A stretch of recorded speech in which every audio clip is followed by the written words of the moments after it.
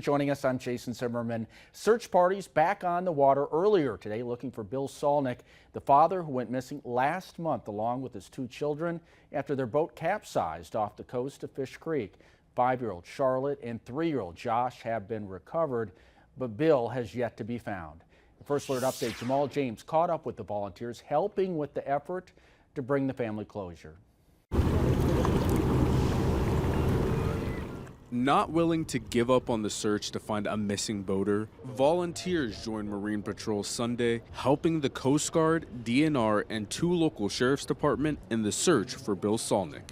For many helping out, it's personal. There is a mother who is missing her son, and as a mother myself, I could not imagine the heartbreak that she is going through. The majority concentrating their efforts off the coast of the Menoconee Harbor and Marionette.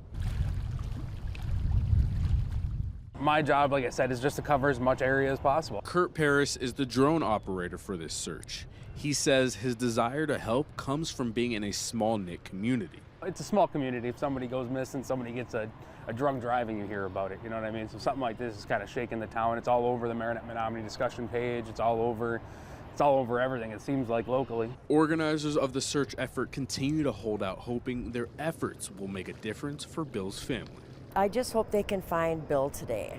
We're doing what we can at this point, and if we get another search together, Mike will let us know, and then we could possibly get more boaters together. If Sunday's effort is unsuccessful, searchers tell Action 2 News they hope to possibly be back out on the water closer to the Door County side on Friday. And Marion